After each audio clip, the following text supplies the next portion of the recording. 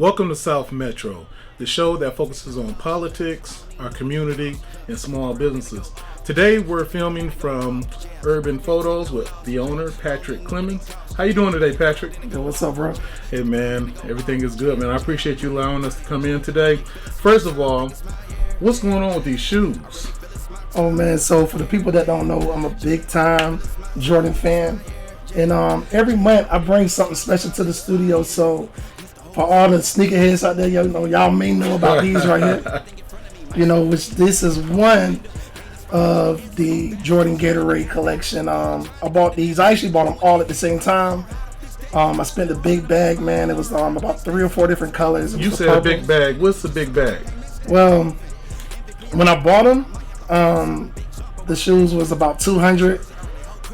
Resale value on probably the whole collection of all of them, I'm probably at about $6,000-7,000 for the resale. $7,000 for all the shoes, or just that one pair? No, well, for the whole collection. Okay, so the whole collection of the Gatorades. What I hear is used Jordans are worth a lot more. Why is that? Well, not used, but retros. Retro? Yeah, retros. Okay, I heard used. Nah, so depending on which ones, like for instance, these right here. These are the patent leather purple. I had a patent leather green. The patent leather green right now, the resale is about $1,500. These right here, maybe about $600 to $700.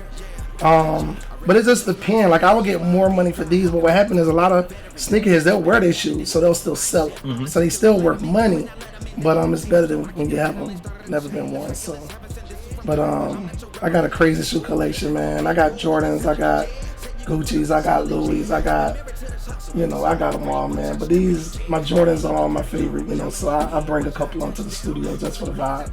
Well, first of all, I want to tell you I'm so proud of you. I remember a number of years ago, you were in education, and you decided to become an entrepreneur. You want to step out on faith, start your own video and film company. And I was thinking at that point, wow, man, I want to see how this works out. But you've become an expert in the field. You're working with a number of celebrities. What was it like? Were you afraid to step out on faith like that? No, actually, so we actually was in the education business for 28 years. My sister and my family were. And I came into the family business, and I was in the business for about 20 years. And just relating with the youth, I would go in the classroom, and I'm trying to teach the kids, and they bouncing all over the place. They got their phones out. And just trying to relate with the youth, and I heard about YouTube, and the YouTube channel's blowing up real big. So I came up with the plan, instead of doing a regular elective, let's teach the kids about the business of YouTube, which forced me to learn the business of YouTube. So when I started showing the kids and teaching the kids, I started learning and teaching myself. Then I just got soaked up in it. So our students, they were learning how to make t-shirts, make their own branding. They was learning how to graphic design. They was learning how to edit. They was learning how to shoot their own YouTube channels. Then I just kind of got caught up in how to make it look better. So I started studying the game. So why didn't you tell me about YouTube at that time? I knew YouTube was available, but I had no idea so many people were making so much money on YouTube. Because we were old. We old. We old. Me? We old. We old. We old. We were behind the bubble. We were behind the bubble because we were still looking at TV. We were still paying for cable. I'm still paying for cable. You know what I'm saying? But right up on our nose, it was innovators and motivators out there changing the game of media. And we have to thank my boy in the Hellcat, which that's a whole totally different subject, on how he changed the scope of how we watch TV and media today. And because I threw that name out there, he's the person that cracked the code to the Fire Stick. So when we was all going Fire Stick crazy, it was because of a young guy that believed in something bigger than, so go deep. So tell us about Urban Photos, and what is your actual business?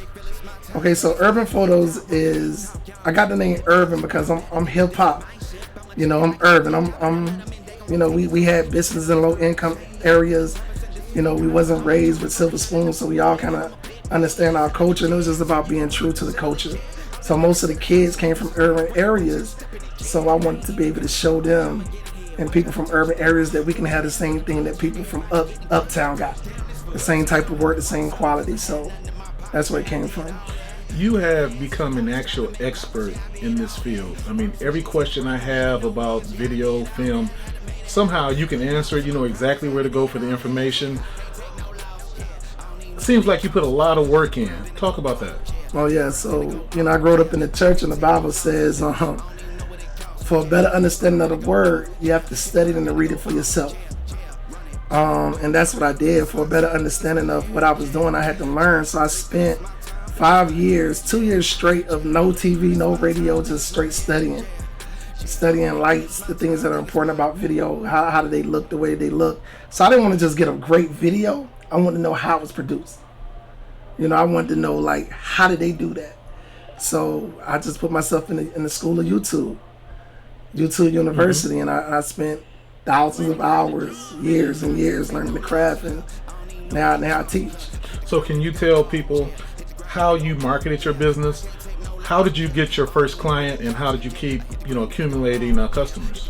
Wow, so my first client just came based off of me showing up with a camera. I showed up with a $50 camera from the pawn shop. I thought I was doing it, but I had the weakest gear in the room, but I was the flyest. I was the flyest person in the room. I came in with a suit made from Exclusive Game. A lot of y'all that don't know about Exclusive Game, y'all can go to the Instagram and y'all will see what I'm talking about. Custom Louis suit. I came in out with a $50 camera, and everybody wanted to know who I was. I told them I'm Urban Photos. Was it because of the custom Louis? Yeah, it was just because of the style, the style. Okay. And then they actually thought I was Game Changer Media, which was crazy. They thought I was the owner of Game Changer Media. And I'm like, I don't know who that is, but I'm going to find out. And I went in. That's how I met my boy Andrell. Yeah. I found out who was the owner. I said, man, everybody looking for you, bro. And he even asked me who I work for, who I shoot for, and I told him, I do my own thing. And at that time, I knew nothing about photography. So, with that said, when you first got your first check, did you spend it on yourself, or did you automatically just start reinvesting into your business? Because this stuff isn't cheap around here. Nah, so when I got my first check, I didn't even know how to price the job out. So I started doing, and when we was in childcare, we did a thing called Name Your Own Price Daycare. And so basically we would take their income statements and we'll get them childcare based off of what they can afford. And it worked. The streets came, the people came, and we used that. So when I started shooting, I just shot at a rate where I knew that it was a good rate to start because I knew I had to charge something, but also it let me understood that I can make money from the business. So when I first started shooting, I was $25, $50 an hour just to get my name out there. So that's how I started. So for somebody that wants to go into this particular business, what advice would you have for them? Study. Don't jump out there trying to buy the biggest and the best equipment. You told me that. Yeah, just find out what kind of photography or videography you want to do, and then get with someone that kind of knows that can guide you, and then go spend the money. So you're a small business. You're also a black business, a minority business.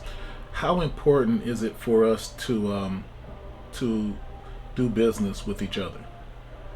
Honestly, it's very important to do business, but I'm gonna tell you, it's important to do business with everybody. Just have good business practice. Because I've shot everything. I've shot the NFL Hall of Fame, personal invite by the players. I shot the Black National Golfers Hall of Fame, personally invited by the committee. Everybody. I've shot everybody. I get invited to everything, and the dollars are green. Dollars are green. So I really don't care who called me. But my biggest clients are the kids. I still love the kids. So if you got a child out there, you want a dope, fly, Sweet 16 video and photo shoot, hit me up because it's gonna look Hollywood. So Patrick, we talked about your business. We talked about the celebrities that you work with. Let's talk about the importance of African American businesses spending money in our own community, and the importance of making a dollar flip multiple times in our community to create wealth. Okay, so what we have to understand is wealth is not just about going to work and collecting a check, because you got to think about money to live, you have to think about your kids, your family. And when you think about wealth, it should be generational. So we have to make sure we put the word generational in the conversation when we talk about wealth. Well, if you're talking about generational wealth, you can't have generational wealth without investing. Exactly. So you have to definitely invest within yourself, within your community, but you also have to invest in other things like insurance policies, your credit, and you have to believe in yourself when nobody else do. So I definitely believe in putting money back into the black community. I definitely believe in spending money with each other, but I also believe that we need to educate ourselves on other ways to make money and not be so much like our parents were, meaning one way, meaning you work, you put away this amount of money, and you spend this amount of money. You put away this amount of money, you spend this amount of money. I currently don't even spend cash today. I don't have to. I haven't seen a check. I haven't spent a dollar bill in the last 2 years. Explain. Because I live off my trade line. I live off of credit. I had a goal about 4 years ago to ultimately have enough credit cards to pay for my whole life and allow my money to pay the credit cards back. So now when I want to go, so when I first had to go buy gear, I had to go get $1,500 out the bank. Go buy a microphone for $1,500, or go buy one piece of gear for $1,500. And all it did was it took the $1,500 out of my bank, it went to Best Buy, and I received the product. I took the product home and I used it, made my money back from the product.